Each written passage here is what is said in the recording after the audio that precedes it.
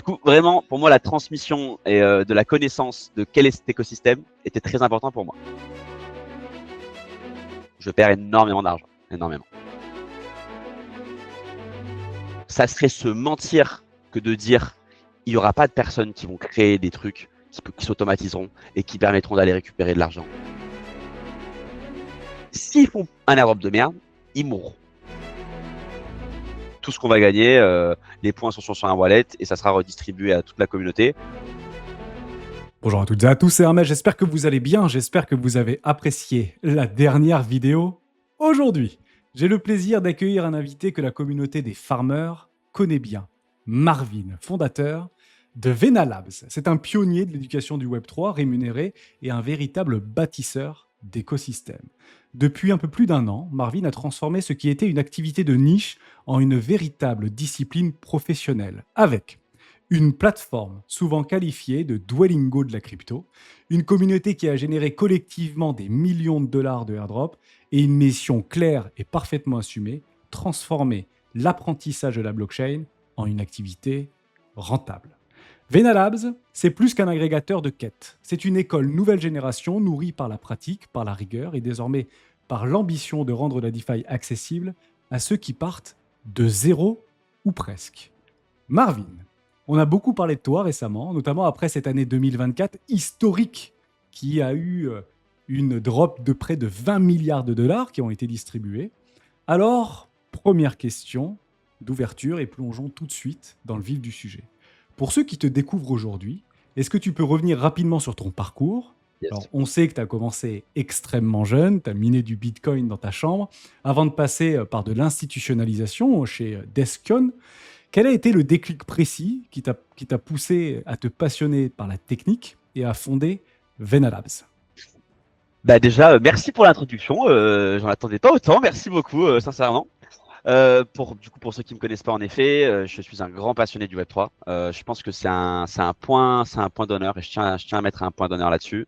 J'ai toujours été amoureux de ce que je découvrais depuis toujours. Et tout le long de ma vie, encore aujourd'hui, je passe mon temps et c'est un bonheur quand je rencontre quelqu'un qui ne connaît pas Bitcoin, à lui expliquer qu'est-ce que Bitcoin et je peux passer une soirée entière à me focus, à lui dire mais si, regarde, il y a ci et il y a ça. Du coup, vraiment, pour moi, la transmission et de la connaissance de quel est cet écosystème était très important pour moi. Pour la petite histoire de comment ça s'est passé le switch entre Descoin et Vena, en fait, il faut comprendre que, comme tu as dit, je commençais très tôt. J'ai commencé très tôt et du coup, j'ai gagné de l'argent très jeune. J'ai gagné de l'argent très jeune, mais qui dit, je suis jeune et comme on dit, hein, si c'est la première fois que tu fais une boîte, que tu lèves 100 000 euros, que tu enlèves 10 millions, tu vas faire les mêmes conneries. Du coup, j'ai fait mes conneries. J'ai fait mes conneries en 2021 où je prends un bon 2021-2022 est une année très difficile moralement pour moi. Je perds énormément d'argent, énormément. Et c'est un gros coup de pioche que je prends à ce moment-là. Et j'ai deux options. Un, me relancer dans le e-commerce, parce que j'avais déjà essayé. Du coup, j'avais des amis qui étaient dedans et qui faisaient de l'argent. C'était option numéro 1. Et option numéro 2, se focus sur les business qu'on avait à l'époque, qui étaient du coup Descon et Meria. Et du coup, continuer de diguer cet écosystème pour essayer de proposer des nouveaux produits et permettre à nos clients soit de pouvoir découvrir ce qui arrivait sur le marché. En toute franchise, je tente les deux en même temps. L'e-commerce n'était pas fait pour moi. En fait, ça m'excitait pas. Et c'était ça qui était pas dingue. Et au même moment où je me focus quand même sur cet apprentissage et cette découverte des nouveaux produits, et sur le long terme, en fait, je me rends compte que je suis payé par ces projets pour aller les découvrir. Parce que je vais me mettre à m'intéresser à Aptos, je vais me mettre à m'intéresser à Arbitrum, à ZK Syncera, à Layer 0, à Jupiter, tous ces écosystèmes qui se développaient et qui, en fait, venaient récompenser leurs premiers utilisateurs avec quoi? Avec ces fameux jetons gratuits, ces fameux airdrops. Et c'est ça, en fait, tout le début de l'histoire. Et il y a un moment où je me dis, je veux aller plus loin. Il y a deux philosophies, on va dire, j'étais chez Descoin, on était trois associés, et on avait un moment, il fallait qu'on fasse un pivot, et je voulais me diriger vers de l'éducation. Tout le monde n'était pas d'accord sur le sujet, et du coup, en fait, j'ai simplement décidé de le faire de mon côté. Et c'est là que j'ai lancé Vena Labs avec mon associé. Du coup, j'ai un co-founder qui m'a rejoint dans cette aventure. On a lancé le projet l'année dernière en septembre à peu près. Et on a lancé notre bêta test en janvier de 2025 et pour officiellement lancer la version officielle, du coup, il y a 2 mois, c'était il y a 2 mois avec une version premium, un produit qui n'est pas fini, mais on va dire qui commence à ressembler à quelque chose qui nous plaît et on va dire avec une plus-value, on va dire, pour l'utilisateur. Et tout ça, ça a été aussi par l'aide de la communauté, des retours utilisateurs, d'événements. Moi, je participe énormément à des événements. J'adore aller à la rencontre des gens. Pour moi, l'humain, malgré le fait qu'on soit dans un monde où tout est en ligne et que la décentralisation et que machin, machi, l'humain, c'est important pour moi. Moi, j'aime bien parler à des humains, les rencontrer, leur serrer la main, les voir. Du coup, j'aime bien me déplacer et rencontrer des gens. Et je trouve que les gens sont plus francs quand tu es en face-to-face. Même si, bon, il n'y a pas tout le temps, parce qu'il y en a certains qui vont te dire oui, oui en face et que derrière, ils vont te dire non, non. Mais au moins, t'es face to face avec les gens et si quelqu'un a des choses à te dire, moi, je suis toujours preneur. Je suis preneur pour les critiques. Parce que c'est comme ça qu'on avance. Je suis entrepreneur. Je tombe tous les jours et même encore aujourd'hui. Je vis des merdes et c'est le jeu, quoi. C'est le jeu. Et s'il y a personne qui te le dit que tu es en train de faire de la merde, t'avances pas. T'avances pas. Faut se remettre en Ex- question et c'est ça le principe. Sarah, excellent. Avec grand plaisir de te rencontrer physiquement, puisque On l'objectif, aura l'occasion, on aura on l'occasion. aura l'occasion de se rencontrer physiquement. Merci beaucoup en tout cas pour cette présentation, la communauté des rois ne te connaissant pas. Je vais continuer et on reprendra Venalab un petit peu plus tard dans notre échange. Tu as souvent dit que le farming, ça demandait avant tout de la rigueur et du temps humain. Donc, tu le dis souvent aussi, cliquer sur des boutons, mais le plus souvent possible et le plus régulièrement possible. Aujourd'hui, il y a quand même un spectre qui est connu dans l'écosystème, c'est l'automatisation et les outils de développer, hein, et de développement. Est-ce que tu penses que la technologie doit mâcher le travail de l'utilisateur ou est-ce qu'il y a un risque que tu tues littéralement, comme tu l'as dit juste avant, le mérite du vrai farmer, de l'humain qui a derrière, manuel, avec des yeux, des protocoles et des actions réelles? Alors, pour moi, il y a déjà eu en fait, le farming qui a commencé il y a bien longtemps. Pour moi, oui, je suis d'accord, ça s'institutionnalise. Aujourd'hui, il y a des boîtes qui sont spécialisées là-dedans, mais c'est pas nouveau dans le fond. Tu vois, moi, quand j'étais déjà sur ZK Syncera ou sur Solana, il y avait déjà plein de bots à l'époque pour farmer des airdrops et ça fonctionnait bien, mais en fait, le produit évolue. Pour moi, le airdrop est un produit en perpétuelle évolution, pardon. Et pendant longtemps, on nous a dit les airdrops c'est fini. En vrai, ça fait depuis le début que je suis dans la crypto où on me dit les airdrops c'est fini. Et au final, qu'est-ce qui se passe? À chaque fois, il y a toujours un hyper liquide qui arrive. Et après, quand on te dit hyper liquide pendant 6 mois, on te dit c'est fini. Et t'as Astadex qui tombe. Et on te dit ouais, maintenant c'est le dernier, il y en a plus. Du coup, pour moi, il y aura toujours des airdrops qui vont récompenser l'utilisateur et l'action. Tu vois, parce que tu prends l'exemple à la fin aujourd'hui de hyper liquide et de Aster, ça s'automatise. Ça s'automatise avec il y a des bots aujourd'hui qui sont spécialisés pour faire du delta neutral. Mais t'es pas sûr en fait que ça va être ça la récompense. T'es pas sûr que c'est le fait de faire du delta neutral qui va justement te récompenser. Et généralement, ce qu'une plateforme elle attend de toi aussi, c'est que tu testes toutes les nouvelles fonctionnalités. C'est-à-dire que tu prends n'importe quelle blockchain ou n'importe quelle plateforme, elle va push en permanence des nouvelles fonctionnalités, des nouvelles pools, des nouveaux jetons à trader. Du coup, pour un mec qui a un bot, généralement, il va se focaliser sur, je te dis, le basico, du coup, le début de la plateforme. Tu as 4 paires, BTC, Ether, Solana et je sais pas quoi. Et il va programmer son bot dessus. Oui, il va faire des updates. Tu peux imaginer qu'il va faire des updates. Mais généralement, pour avoir utilisé des bots par le passé, les updates, elles arrivent rarement. Elles arrivent rarement, elles arrivent à la fin. Et ça donne du coup une fenêtre et une opportunité pour venir tester les nouvelles fonctionnalités plus tôt, si tu es un utilisateur, on va dire humain, qui vient toi-même cliquer sur des boutons. Ce qui fait que je suis persuadé, et on le voit de plus en plus dans la manière dont ça évolue, que les bots vont certes continuer de récupérer de l'argent. Il y aura toujours des malins qui vont réussir à avoir de l'argent, ça c'est sûr et certain. Mais de la même façon, on voit aussi des produits qui évoluent. Récemment, on a vu par exemple Megaït. Megaït, c'est un gros layer 2 qui était très très attendu sur l'écosystème. Et qu'est-ce qui se passe? Les mecs font une ICO. Les mecs font une ICO et qu'est-ce qu'ils disent? Ils disent on va récompenser nous les mecs qui ont utilisé le testnet. On va pas leur donner un airdrop tout de suite. On va leur dire vous pouvez participer à l'ICO. Si vous venez pas juste pour nous farmer, prouvez-nous. Et dans ce cas-là, venez investir avec nous. À partir de ce moment-là, les gens investissent. Qu'est-ce qui se passe au moment de l'investissement? Il y a un KYC. Il y a un KYC, ça c'est très important parce qu'on va y comprendre pour la suite, ils ont sélectionné des wallets. C'est-à-dire que quasiment tout le monde a été refund. La plupart des personnes qui ont essayé d'investir dans méga ETH ont été refund. Mais par contre, on leur a dit, vu que vous avez participé à notre ICO, c'est que vous croyez en nous, du coup, on vous donne accès à la saison 0 de farming quand elle aura lieu et quand on relancera notre mainnet. Du coup, pour moi, les robots vont pas tuer l'écosystème. Ils ont toujours été présents. Ça serait se mentir que de dire il y aura pas de personnes qui vont créer des trucs qui s'automatiseront et qui permettront d'aller récupérer de l'argent. Ça s'est fait sur Monad, ça se fait sur ZK Syncera, ça s'est fait sur Starknet et ça se fera encore. Moi, pour moi, c'est un jeu perpétuel de trouver des nouvelles façons de rémunérer des vrais utilisateurs. Et on le voit aussi dans d'autres écosystèmes où on le voit, les gens viennent chercher directement sur les Discord à la mano des utilisateurs qui ont participé à la création de la communauté. Et de plus en plus, on voit sur Solana des airdrops qui sont comme ça, qui sont notamment sur l'écosystème Solana, où on va aller regarder dans les Discords, on va aller regarder sur Twitter, on va aller regarder qui fait quoi. Et là, oui, tu vas pouvoir me dire, bah, tu peux le botter, tu peux imaginer avec des agents IA faire des tweets. Tu pourras toujours, tu pourras toujours. Mais le fait que ça évolue fait que ça complexifie et que c'est pas une règle qui fait, et qu'on connaît jamais les règles. Tu connais jamais les règles de distribution du airdrop. Du coup, c'est que du bet tout le temps. C'est que du pari de se dire, OK, si je fais ça, je vais gagner ça. De temps en temps, tu as un compteur à points, on te dit, bah, tu as un compteur. Ton objectif, c'est de faire exploser le compteur. Plus tu as de points, plus tu auras de tokens. Mais pas tout le temps. Pas tout le temps.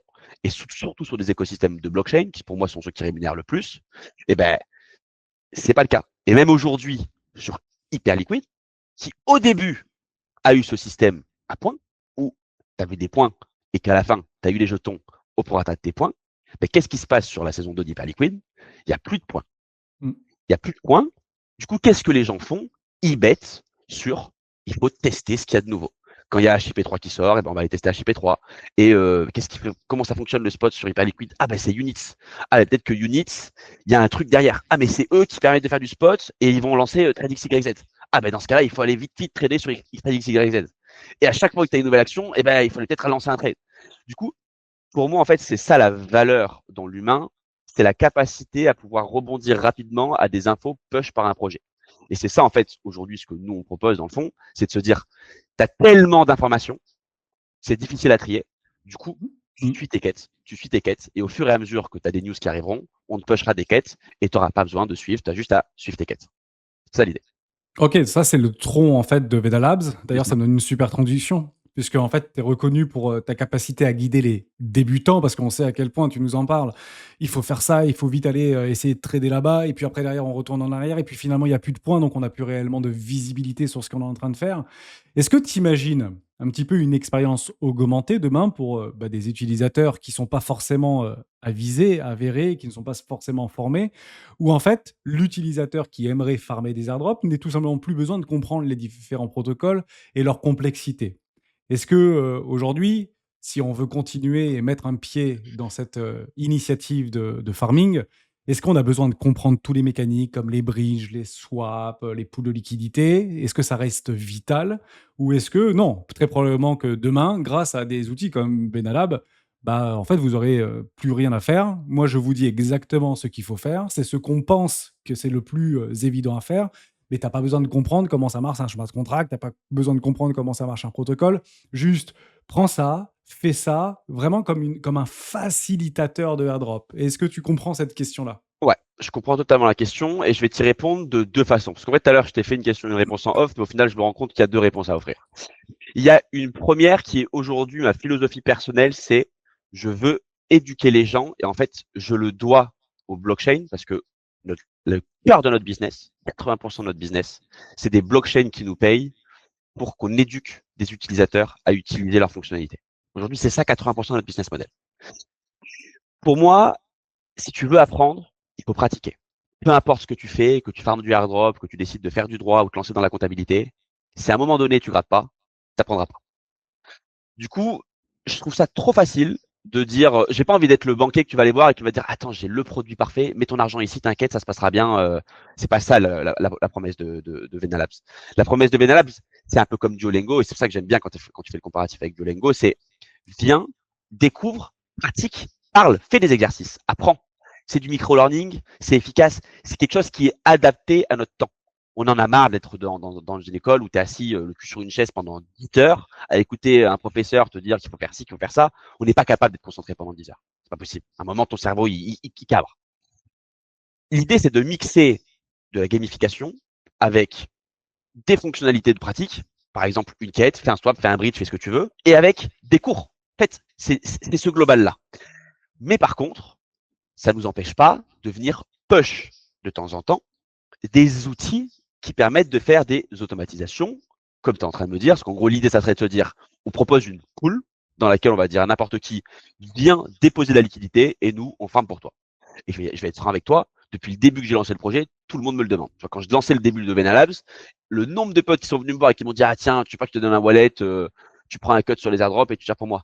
Non, c'est pas ça la promesse. Mais par contre, en vrai, c'est demandé. Du coup, aujourd'hui, on met quand même à disposition des outils, tu vois, qui te permettent notamment de faire, je te dis une bêtise, mais de venir faire du delta neutral sur différents perpdex, juste en ayant à déposer la liquidité dans une pool. Il y a des outils qui existent, autant les distribuer à la communauté. Et ça, on le fait en fait par le biais des routines.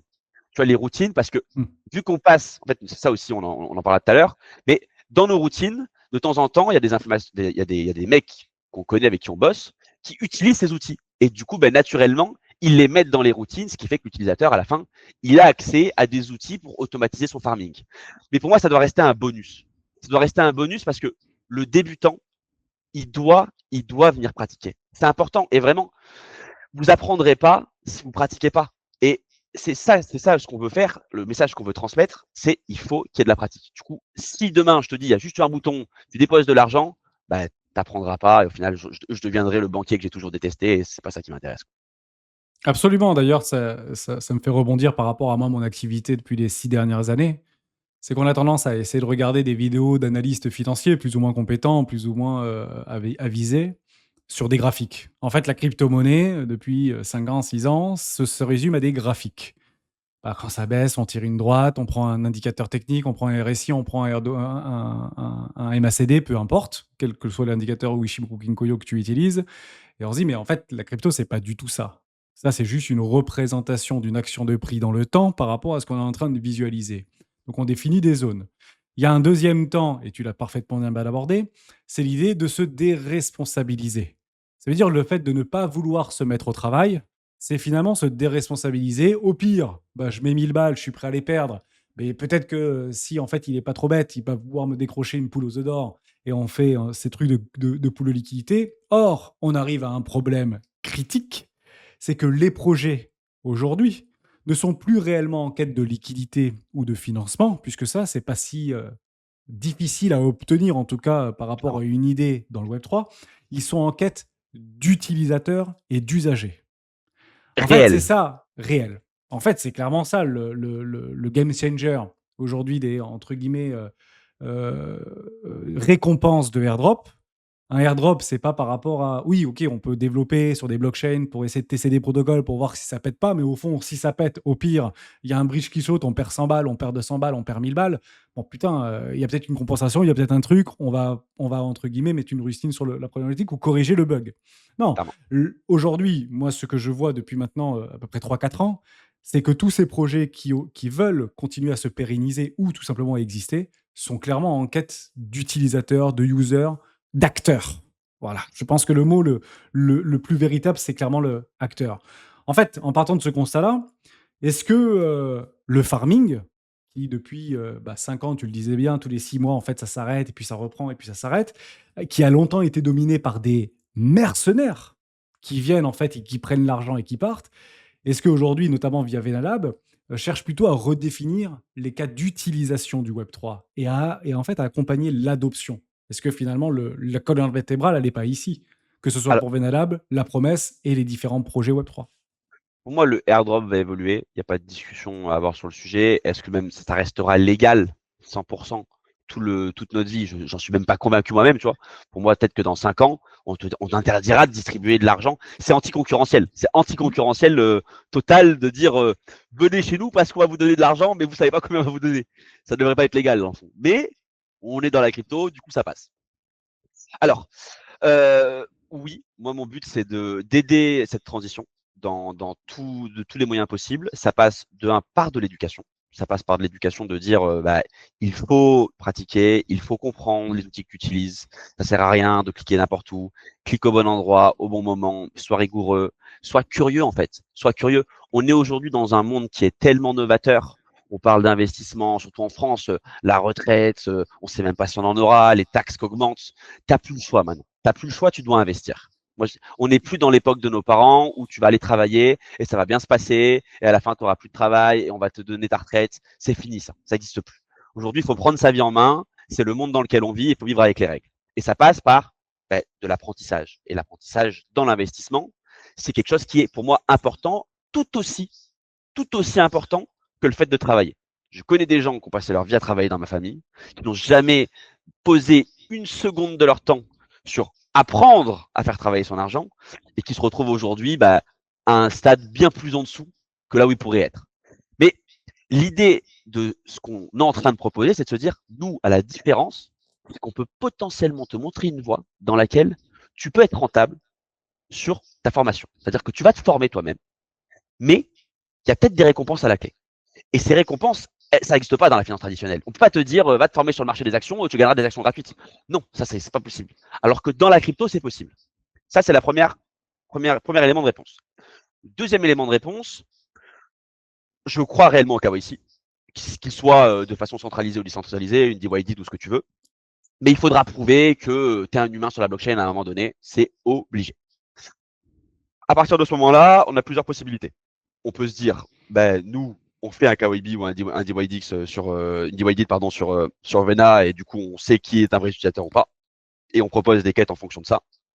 Ou, et je pense que c'est plus dans ce sens-là que ça va se tourner, ça sera le projet en lui-même quand il lance son airdrop et qu'il l'officialise qu'il va faire un airdrop, que ce soit pas caché, quand c'est pas caché, qui disent vous devez faire un DYDID et là qu'est-ce qu'on aimerait proposer? On aimerait proposer du coup une solution technique afin d'intégrer le système de quête directement sur la plateforme de l'application en question, que ce soit une plateforme DeFi, que ce soit une blockchain. Mais sur ta homepage, tu auras un système de quest comme tu as aujourd'hui, sauf que tu distribues des points à des utilisateurs certifiés. Quand je dis certifiés, c'est bien sûr qui ont fait leurs preuves humaines et que voilà. Pour moi, c'est ça l'évolution de l'airdrop dans les 2-3 prochaines années. C'est prouver que tu es un humain. Et du moment où tu as prouvé que tu étais un humain, là, tu peux venir participer à la campagne de points. Et on peut me répondre, oui, demain, il y en a, ils vont faire des usines à KYC parce que je sais, j'ai vécu dans la compliance, dans le monde institutionnel. Je l'ai vu, les gars. Il y a toujours un malin dans la course. Mais le but, c'est toujours pareil. C'est comme la cyber. Le principe de la cyber, c'est simple, c'est de te dire, si je mets une pièce de 2 € et que je coule une dalle en béton dessus, si c'est pas assez rentable pour toi de venir casser le béton pour récupérer 2 balles, tu vas pas aller le faire. C'est pareil en fait. La mécanique, c'est réussir en permanence à rajouter des échelles de sécurité pour limiter au maximum ça, même si on sait que ça sera toujours existant. Maintenant, ça n'empêche pas qu'il y a des histoires incroyables qui sont arrivées, que ce soit sur Hyperliquid, qui a rendu un paquet de gens millionnaires, on va pas se mentir, sur Aster, pareil, sur des coins du globe qui sont pas les mêmes. On est plus Hyperliquid sur une partie européenne, américaine. Asterdex, c'est plus une partie asiatique. Du coup, il y a des solutions qui arrivent. En ce moment, c'est la compétition. Il y a Polymarket qui est dans le game. On a Lighter, on a Paradex. Et c'est la trend, c'est les perpdex. On sait que les perpdex payent. Pourquoi? Parce que ça, c'est encore une question qu'on n'a pas abordée. Mais est-ce que c'est intéressant de faire un airdrop si un projet ne fait pas de cash? Parce que c'est ça qui est intéressant dans Hyperliquid et tous ces perpdex, c'est qu'ils génèrent du cash. C'est logique de distribuer de l'argent quand on génère, ça l'est moins quand on ne génère pas et que juste tu distribues l'argent de tes invests. Si ton produit ne génère pas de cash, ton token est voué à la zéro. Parce que c'est bien beau de faire un airdrop, mais le airdrop, il est intéressant du moment où on te le donne à 2 et qui termine à 50. Si on te le donne à 50 et qui termine à 2, tu as beau avoir gagné 30 000 en haut et qu'à la fin, ça vaut 0, c'est plus malin de te dire je te donne 2 000. Si tu me fais confiance et que tu crois dans ce que je fais, ça montera peut-être à 50 000. Et c'est ça l'idée. Ouais, je sais pas si j'ai. En fait, as répondu même à 3 voire 4 questions. La première chose et la chose la plus importante, c'est clairement là-dessus que je milite depuis plusieurs, mois maintenant, voire années, c'est que la redistribution enfin, je vais reprendre par rapport à une base pour ceux qui nous découvrent peut-être aujourd'hui. Pour moi, un token n'a que 2 fonctions. Un token plutôt d'utilité. Soit il permet pour des projets Web3 de lever de l'argent, très clairement. Et là, tu viens de mettre une brique assez intéressante de dire, bah, c'est quand même beaucoup plus facile d'avoir déjà un projet utilisé qui génère du cash. Et là, l'exemple magistral, ce sont les perp DEX. Parce que chaque transaction, chaque 1000 transactions par rapport au volume génère bien évidemment du fees, donc de la richesse pour l'échangeur ou pour le projet. Et la deuxième fonction d'un token, c'est de pouvoir redistribuer de la valeur.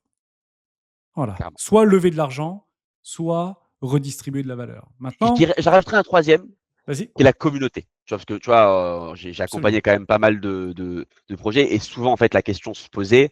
Mais aujourd'hui, c'est difficile de créer une communauté aussi soudée quand t'as pas de jetons, parce que du moment où les gens détiennent ton jeton, ils sont prêts à mourir pour toi, parce qu'ils se disent up only, je veux que mon bag monte. Du coup, ben, tu as une incentive à faire partie de la communauté, chose qui n'existe pas, je trouve, dans le monde des actions, du moins moins. Tu vois, c'est moins comme ça, tu as moins cet aspect communautaire qui existe aujourd'hui dans la crypto, parce que tu n'as pas Discord, tu n'as pas Telegram, tu n'as pas les groupes où tout le monde parle, et t'inquiète, je suis avec toi, et up only, up only, up only, GM, tête de grenouille, tête de chien, et to the moon. Du coup, Absolument. la communauté est importante. Oui, c'est d'ailleurs la triangulaire et la colonne vertébrale de tous les projets Web3 aujourd'hui. Je le dis, je le redis et je persiste et je signe. Un projet sans communauté est un projet qui est voué à mourir. Et beaucoup de projets, de toute manière, mourront. Tu parles de tête de chien, tu parles de Memcoin. Bon, ne serait-ce que par rapport à leur nombre, on parle de près de 25 millions de tokens qui ont été créés en l'espace de 16 mois. Il est quand même bien évident que tous ne survivront pas et une très grande majorité finiront par mourir. On met quand même le point sur quelque chose d'extrêmement important. Tu parles des perpdex, tu parles également des points. C'est la fonctionnalité des perpdex ou des échangeurs décentralisés de récompenser leurs utilisateurs par des nombres de points qui est souvent lié à des volumes par rapport à de l'argent que tu vas investir. Dès lors, je te pose une question extrêmement simple. On t'entend souvent dire, ou on entend souvent dire, j'ai loupé le train, j'ai pas assez d'argent. Moi, j'ai peut-être 500 balles, peut-être 150 balles à y mettre.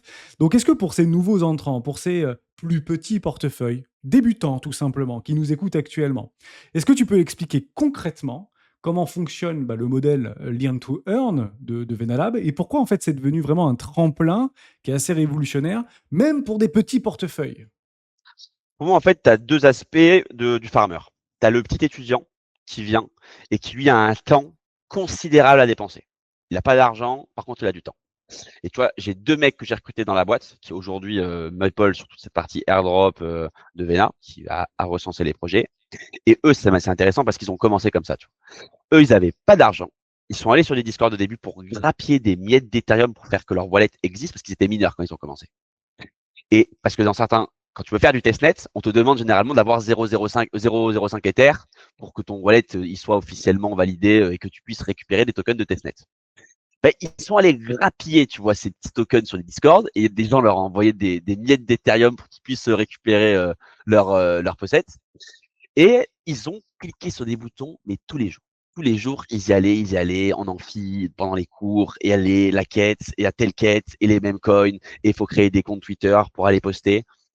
Ils n'ont pas gagné des millions au début, mais ils sont partis d'avec rien, et ils ont eu leurs premiers 100 euros, leurs premiers 500 euros, qui leur ont derrière permis de commencer à farmer. Pour moi, si tu veux commencer, du coup, on arrive à l'étape du deuxième profil, qui est j'ai 500 000 euros, je veux découvrir le farming, comment je fais? Ben là, tu as pas mal de possibilités qui s'ouvrent à toi. Généralement, on conseille de se focaliser sur des projets qui sont gros et qu'on sait qu'ils vont distribuer. Pour moi, tu vois, par exemple, tu as Hyperliquid. Hyperliquid, on connaît la tokenomics, on sait qu'ils ont distribué la moitié du airdrop, on sait qu'il y a encore 5 milliards à distribuer, autant aller se positionner sur un airdrop comme ça. Mais de la même façon, si Hyperliquid l'a fait et Caster l'a fait, autant être malin et se dire qu'est-ce qui gravite autour de tout ça. Et du coup, ben, tu as plein de perdex. Tu en as qui arrivent sur Solana, tout le monde lance son perdex. Et c'est toujours la même chose.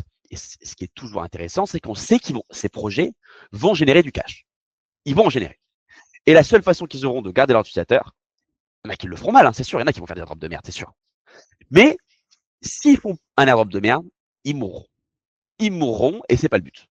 Du coup, ce qu'il faut regarder, c'est est-ce que le projet est en train de lever plein d'oseille et du coup, il va surtout peut-être juste draw sa communauté, ce qui est possible, ou est-ce que le projet est en train de build à la mode hyper liquide, plus élevés, allez, si tu veux, on les laisse lever 1 million, c'est pas dérangeant d'avoir 1 million pour commencer, mais qui commencent pas sur des valos à 450 millions, à dire on a levé 300 millions, on a distribué 300 millions, 75% de la supply à des investisseurs privés, entre les investisseurs privés de la team, ça marchera pas. Du coup, autant se focus sur des projets qui lèvent pas beaucoup d'argent, qui génèrent du cash et dans lesquels tu peux venir te positionner et faire du volume. Tente pas de faire du trading quand tu vas trader des pertes d'ex, c'est pas le but. Parce que tu vois, ça, c'est souvent ce que les débutants font comme erreur. Ils vont lancer un premier trade pour le couper rapidement. Ils vont voir qu'ils vont gagner 1 euro. Ils vont se dire, bah, je vais tenter de gagner 10 dollars cette fois-ci. Et c'est là où tu te fais liquider. Non, tu n'es pas un trader. Toi, tu viens te positionner pour tester la plateforme et farmer le airdrop. Si tu veux le faire, bah, sois malin. Ouvre, faites-en deux à la fois. Tu ouvres Hyperliquid d'un côté, tu ouvres Paradex de l'autre. D'un côté, tu longues et d'un autre côté, tu shorts. Si tu veux garder ta position ouverte longtemps, parce qu'on sait que c'est un critère souvent, notamment tu vois sur Paradex, ce qui est demandé souvent, c'est d'ouvrir, de garder ta position ouverte. Prends pas des leviers à x10, que dans un sens ou l'autre, tu te fasses liquider et que tu t'en rendes pas compte. Reste tranquille, avance à ta vitesse. Allez, tu veux farmer un peu plus vite. Si tu es sur du BTC, tu peux prendre un levier x2. Tu sais très bien que ton truc, il va pas faire moins 50 en une journée. Mais voilà, fais du delta neutral ou sinon, ouvre toute clôture. Et c'est ça l'idée. L'idée est là. Ok, donc tu as plusieurs en fait mécaniques. On parle beaucoup des DEX parce qu'en fait, c'est clairement aujourd'hui le La cheval de tendance. bataille. Mais on va quand même parler d'autre chose. Mais ok, on fait du delta neutral. Nous, par exemple, assez récemment, enfin un peu plus d'un mois, on était sur Lighter d'un côté et on était sur Parallax de l'autre, delta neutral. Et on essayait d'aller chercher, parce que c'était le petit hack que beaucoup avaient découvert. Donc après, ça tourne beaucoup sur les réseaux sociaux, sur les différents Discord, de dire n'allez pas trader en delta neutral du Bitcoin Ethereum ou Ethereum Bitcoin ou Bitcoin Bitcoin Ethereum Ethereum. Allez voir les plus petites capitalisations qui Parce ont que tu besoin de gagnes du temps. Ouais. contrepartie. Donc en fait, on était sur Celestia, on était sur d'autres trucs. Atom n'était même pas sur Ethera, sur Lighter. Et on allait chercher les petites cryptos un peu plus exotiques, des capitalisations sous le milliard. Et en fait, on avait des bonifications de points parce qu'on a apporté une contrepartie. Donc voilà, ces choses-là, c'est des choses que vous retrouvez dans les routines de Ah bah, Venerals du coup, tu par me rapport fais au la passe. check. Voilà, Vas-y, je te la laisse. routine. La routine, du coup, ça, c'est l'autre produit qu'on propose, qui pour moi est intéressant, c'est qu'aujourd'hui, on aime bien regarder ce que les gens font, et notamment les influenceurs. Parce que les influenceurs parlent très souvent de qu'est-ce qu'ils font sur le marché, comment ils farment tel airdrop ou tel airdrop. Et ça, pour moi, c'est aussi une référence parce que tout le monde ne connaît pas tout le monde, tu vois.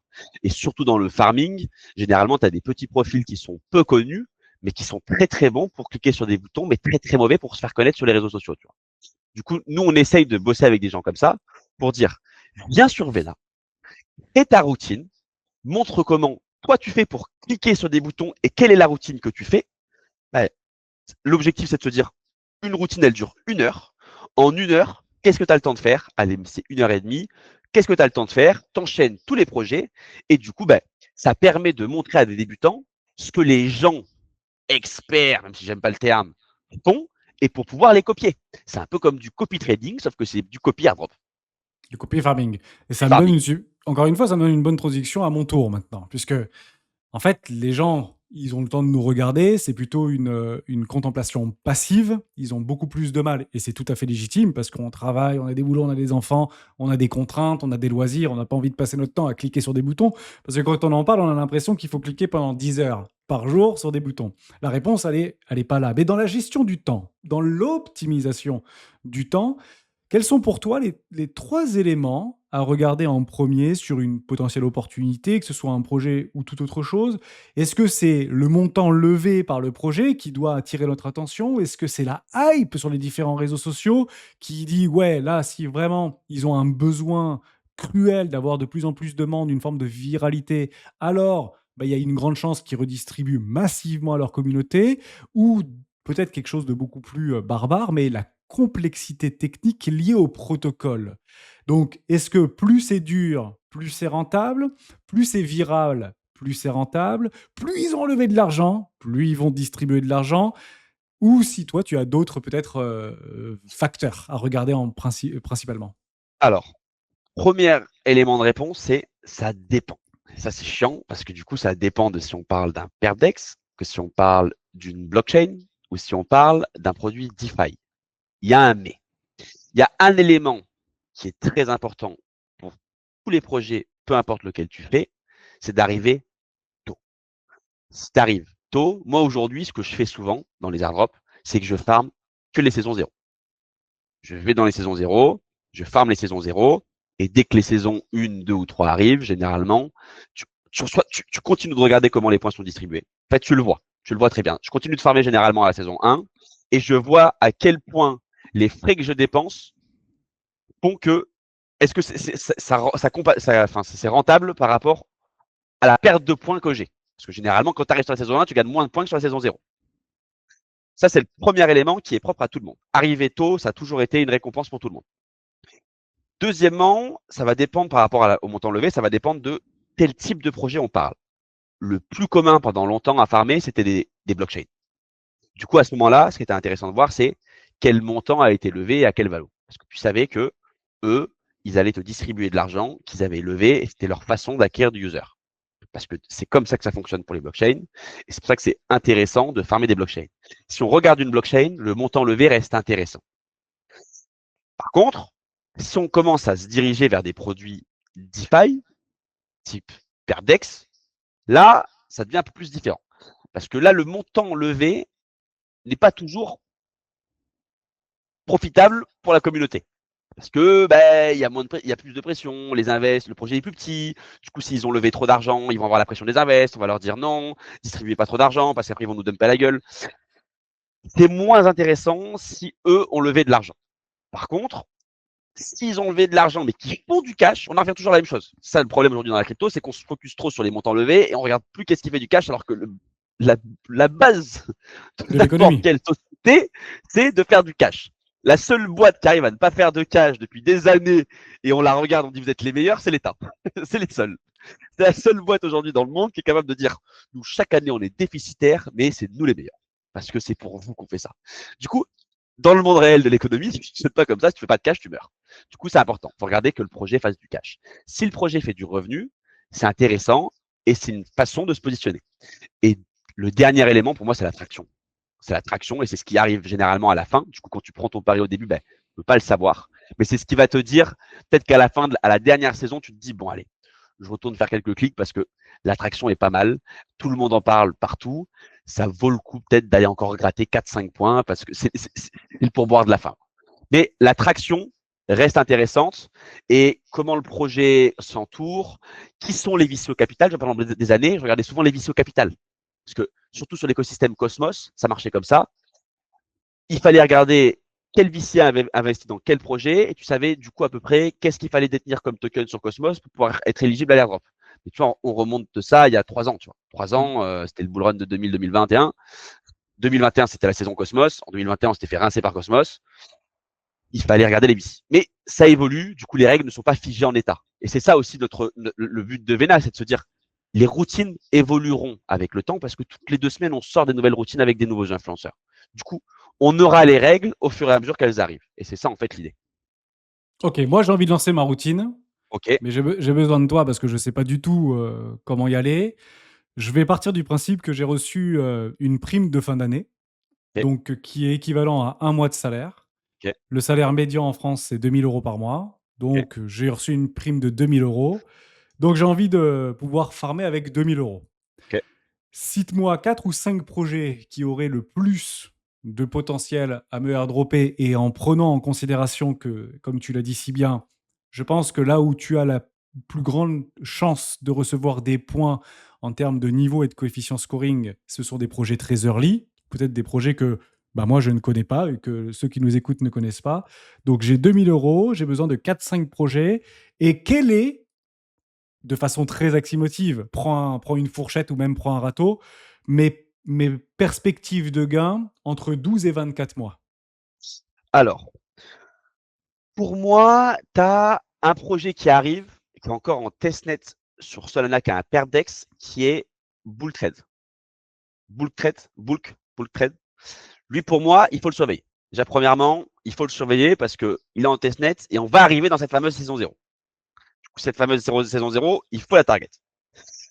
Ensuite, il y a une vérité, c'est qu'on est dans une phase aujourd'hui où il y a moins de projets qui launch depuis quelques mois pour la simple et bonne raison que on est dans une phase de marché qui n'est pas agréable. Tout à fait.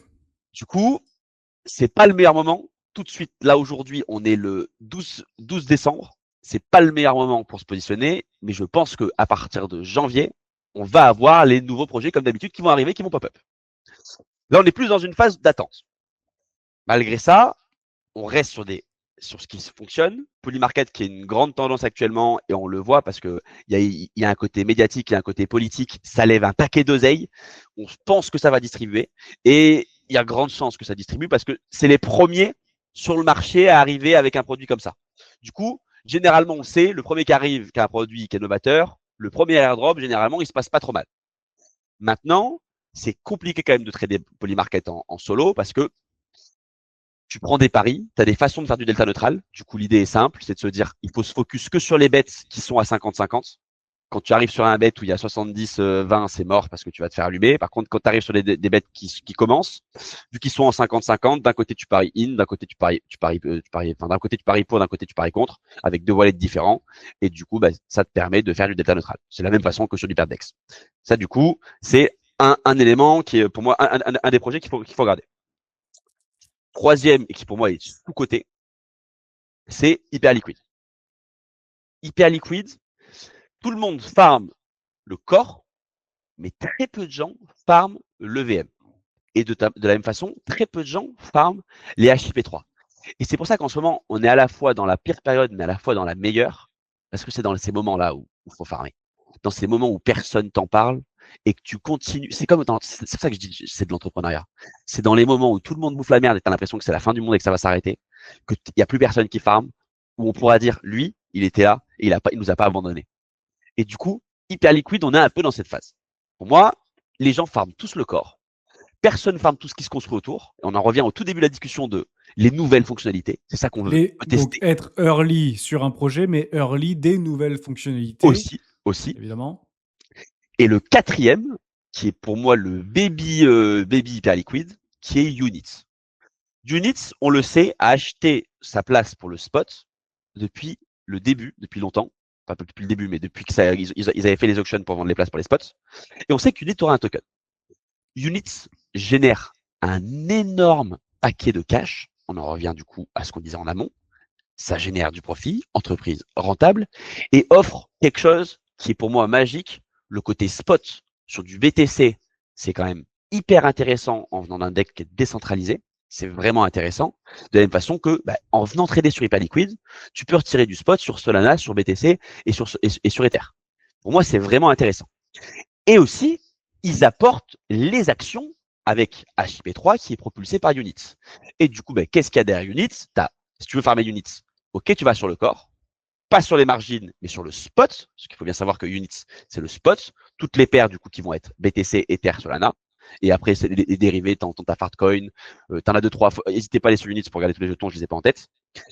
Et aussi, armée, le nouveau produit qui est sorti il y a 2 semaines ou 3 semaines, qui est Trade, XYZ, qui est le produit de Units, qui permet simplement d'utiliser le corps, la partie HIP3, mais avec un format d'une plateforme qui est plus adressé, je pense, c'est mon point de vue, à l'Asie. Pour moi, aujourd'hui, voilà, Hyperliquid a targeté l'Europe et les États-Unis.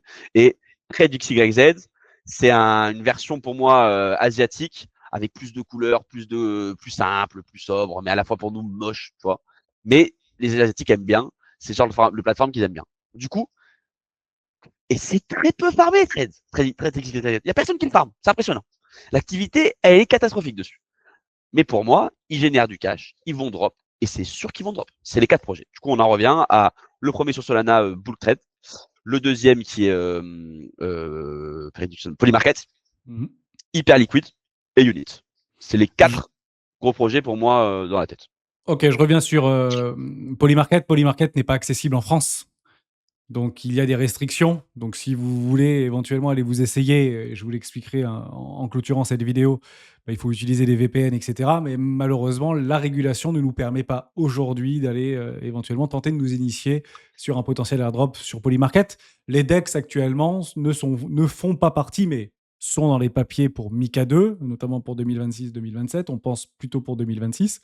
Tu m'as beaucoup parlé de projets qui étaient donc plutôt ici centré sur le transactionnel, Perdex, aller-retour, fees, Polymarket, des paris, fees. En fait, tu me parles que de fees. Est-ce qu'il y a peut-être dans tes recherches, dans tes routines, un projet qui sort de ce côté plus transactionnel, mais plus social? Je vais dire une bêtise. Il y a peut-être un truc à aller farmer qui s'appellerait Twitter Web3. Et très probablement, ils ont levé 10 millions, ils ont levé 100 millions, ils ont levé 300 millions de dollars. Et potentiellement, bah, si c'est un réseau social, il va devoir dropper potentiellement, s'il crée un token, à sa communauté. Et en fait, en réfléchissant à ça et en pensant à ça, bah, je n'ai tout simplement pas vu un seul projet aujourd'hui, ou peut-être que je ne le sais pas, mais des projets qui étaient plus tournés vers une migration du Web 2 vers le Web 3, type gamification sociale, des pins, etc., qui ont levé des sous avec des ICO, qui ont listé leur token relativement haut, qui aujourd'hui potentiellement s'est effondré, et qui finalement n'ont jamais droppé à leur communauté. Ça a toujours été, et c'est toujours été contraint dans les 5% ou 10% des ICO qui sont directement pour la communauté. Parce qu'après, les gros du tokenomics, c'est pour les porteurs de projets, pour la team, pour la trésorerie et pour les VC. Est-ce que tu vois pas, toi, dans ton expérience et dans tes connaissances, qui sont parfaites, bah, des projets qui sortent un petit peu de ces trucs d'ex et qui vont plutôt essayer d'aller farmer des communautés pour dropper des communautés qui seront rentables, mais pas sur le transactionnel, qui seront rentables peut-être vers de nouveaux facteurs et nouveaux leviers de croissance, comme la publicité, comme le paiement ou comme toute autre chose. Alors, moi, j'en farme pas spécialement. J'ai un des gars qui le fait. Et tu vois, parce qu'il a du temps et il aime bien cliquer sur des boutons. Il aime bien cliquer sur des boutons. Mais c'est très connu dans le même coin. Dans les mêmes coins, ça fonctionne quasiment que comme ça. C'est que du Twitter, c'est que du farmer le Twitter, farmer Insta, et maintenant de plus en plus Insta TikTok. TikTok surtout, beaucoup de TikTok.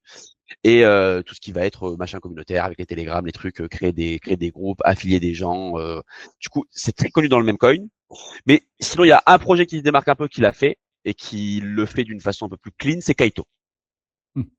Kaito, il a des concurrents que je ne farme pas personnellement, parce que j'ai du mal à les tweeter. J'ai mes collègues, ils me forcent à aller sur Twitter, j'arrive pas. J'aime bien surveiller sur Twitter, mais alors tweeter, j'ai du mal. C'est aussi pour ça que je les farme pas, j'ai du mal. Et, euh, et du coup, Kaito, il a deux, trois concurrents sur le marché, mais la vision Kaito commence à s'essouffler.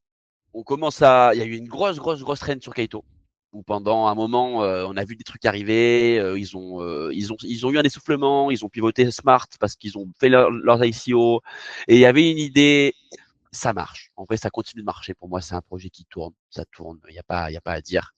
Mais la hype attendue n'est pas celle qu'on a eue, parce que pour moi, on est dans une phase un peu d'attente. On en revient à cette phase d'attente où on attend qu'il se passe quelque chose sur le marché. Il y en a qui veulent une alt season, il y en a qui veulent un bear market, il y en a qui disent que ça va monter, d'autres que bah non, c'est fini, on va ranger pendant 2 ans. On sait pas. Du coup, on attend quelque chose. Je pense que si on arrive sur une phase de bear market, pour moi, c'est la meilleure période pour farmer des airdrops. Et c'est ça le gros avantage. C'est dans le bear market c'est dans la tempête que tu reçois tes meilleures récompenses. Et c'est pour ça que 2024 a été dingue. 2023-2024, ça a été les 2 années des airdrops parce qu'il y avait personne. Il y avait personne. Et que, quand il y a personne, le gâteau, il est le même. Et on est juste moi à se le partager. Du coup, c'est ça aussi le truc. Mais sur les actions sociales, si, il y en a une, je suis bête, il y a les testnets. Les testnets, tout ce qui va être du Monad, tout ce qui va être du Pharos. Pharos qui est là, c'est saison 3, je crois, que j'ai farmé un petit peu parce qu'on l'a sur Vena et j'avais fait des vidéos avec des gars parce que justement il y avait des débutants qui voulaient découvrir un petit peu et je trouvais ça cool, Pharos, parce que tu n'avais même pas besoin d'avoir des Ethers dans ton wallet, du coup tu pouvais facilement créer des petits trucs et aller t'amuser. On en revient au même sur des projets comme ça. Le testnet, c'est très facilement botable. Et du coup, il faut trouver des solutions pour prouver voilà, que tu fais partie de la communauté. Du coup, ça veut dire aller récupérer des rôles Discord, dépenser du temps. C'est vraiment, en fait, si tu pars sur du social, il faut se dire qu'il faut dépenser du temps. Et là, du coup, c'est adapté à des profils qui ont 6-8 heures par semaine à dépenser, qui commencent à faire beaucoup. Ouais, Qui plus d'une commencent heure à faire... par jour Ouais, sur une partie ou minimum sur 1 heure une par jour. catégorie. OK, Voilà. j'ai compris. Mais d'un autre côté, et c'est peut-être ça en fait, essayer de trouver un juste milieu dans une routine équilibrée, peut-être pas passer 6-10 heures par jour sur le social, mais peut-être d'y consacrer 30 ou 40 du temps et 60 du temps sur peut-être des perp decks ou d'autres outils, enfin d'autres protocoles qui récompensent la transaction et le volume. Mais quid également bah, des whales? Puisque si on commence à être focus sur uniquement les DEX parce que c'est un petit peu le vent en poupe, même si on le voit sur les dernières datas, notamment sur Hyperliquid, où il y en a eu beaucoup qui se sont en fait échappés. Il y a de moins en moins de traders sur Hyperliquid alors que l'outil fonctionne extrêmement bien. Bah, c'est toujours pareil. Ce sont les gros en fait qui sont récompensés, les gros volumes, les grosses whales par rapport au social. Donc je pense qu'un mix est parfaitement atteignable et c'est clairement ce qu'on a décidé de mettre d'ailleurs en place ensemble par rapport à cette routine que moi je vais créer pour la partager. Et je vous expliquerai ça juste après. Mais juste avant, bah, je voulais que tu répondes à cette question. Mes fameux 2000 euros, je vais donc y passer, je vais faire quelque chose d'assez simple, 1 heure par jour. Je pense qu'on a tous 1 heure par jour si on gratte un petit peu dans les coins, entre 5 et 10 heures par semaine à consacrer sur nos routines et sur du farming de airdrop. Tu, si tu devais, par rapport à ton expérience passée et comment tu actuellement inspires la situation de marché, combien j'aurais à peu près en 12-24 mois ou voilà, d'ici 1 an, d'ici 2 ans, si vraiment j'y passe 10 heures par semaine de façon très régulière et disciplinée. En fait, faut regarder. Pour moi, un bel airdrop, généralement, quand tu as un bel airdrop, tu commences à recevoir un 15K. Pour moi, c'est ça l'idée. Si on part d'un principe où tu peux avoir, allez, sur au moins 1 an, tu peux t'arrêter pour moi 2 beaux airdrops. Moi, c'est ça en fait la stratégie au minimal. Ça se fait. Tu peux imaginer si ça se passe bien et qu'on tombe sur les bons projets, 30 000 euros. C'est pas choquant. En vrai, c'est pas choquant avec 2 000 euros d'avoir un 30 000 euros. Tu vois.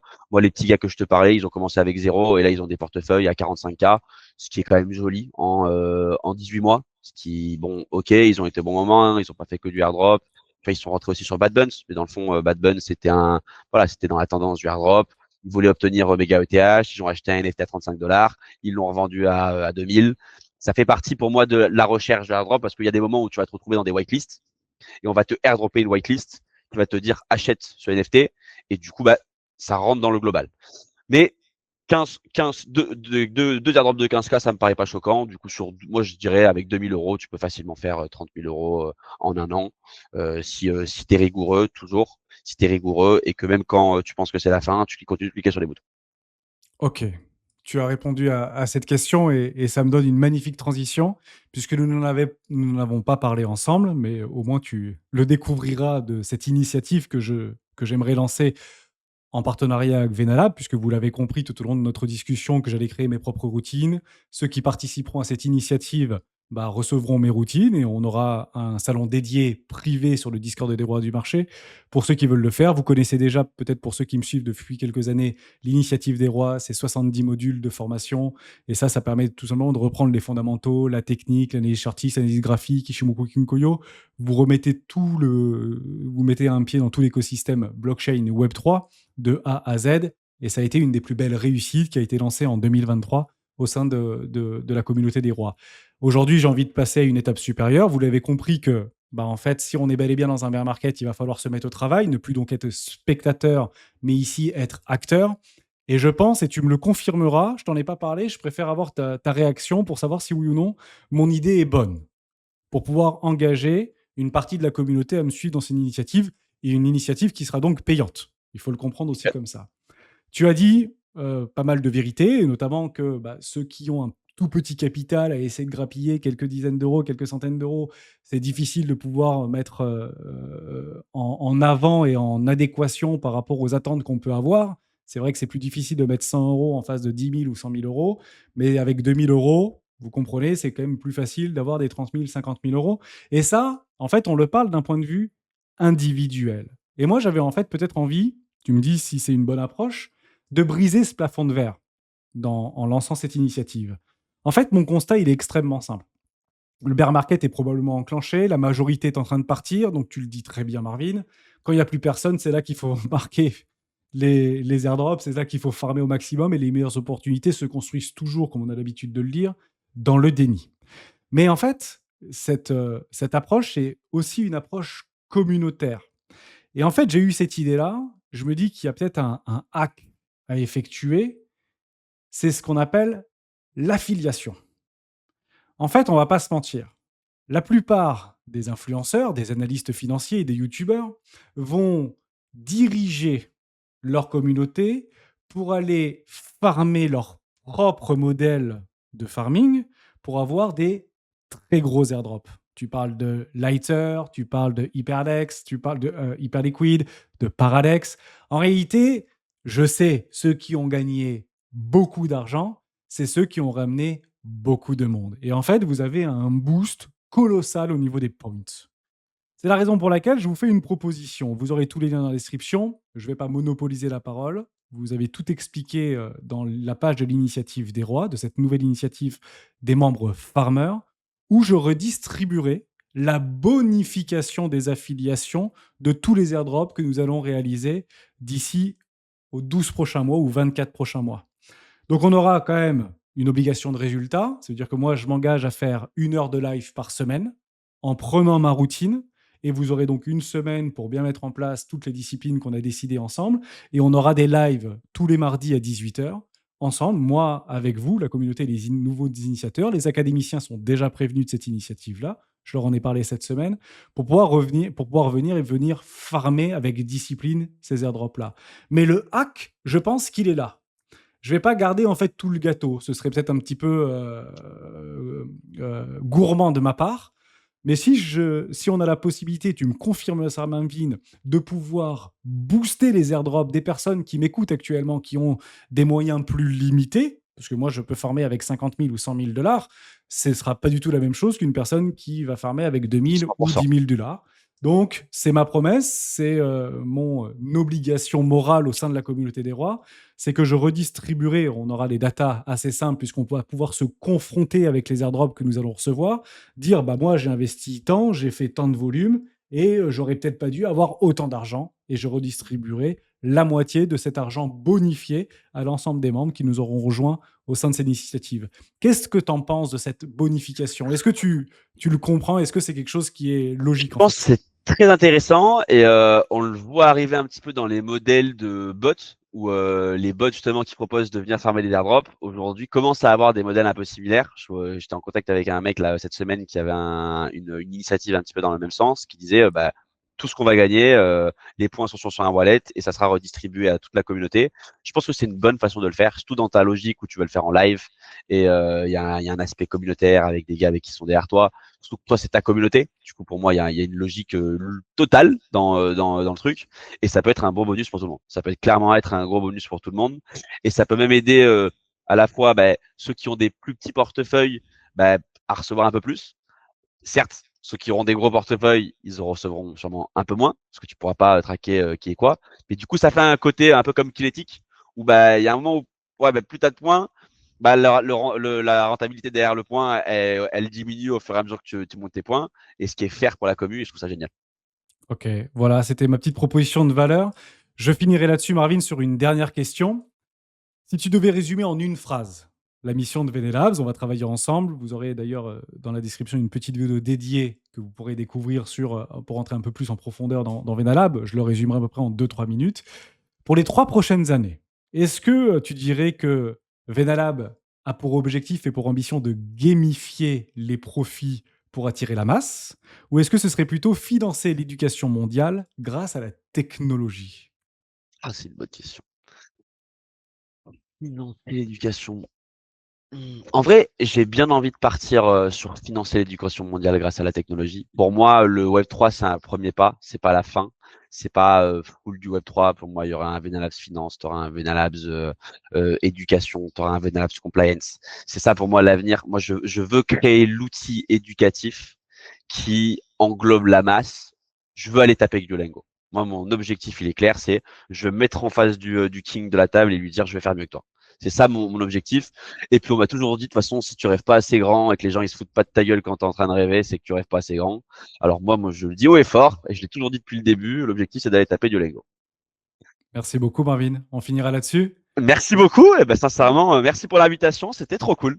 Avec grand plaisir. Je te donne rendez-vous dans 6 mois. Peut-être qu'on le fera cette fois-ci en physique pour reprendre la démarche du début de notre interview. C'était un vrai plaisir de communiquer avec toi. Ça me donne la possibilité, avec une entreprise française et un entrepreneur de talent et avec beaucoup d'énergie, de pouvoir lancer cette nouvelle initiative. Vous l'avez compris, lien dans la description si vous voulez découvrir avec un peu plus de détails. Pour nous, on se retrouve bientôt dans une prochaine vidéo et je vous souhaite une excellente continuation. Ciao Marvin, ciao à tous. Bye bye.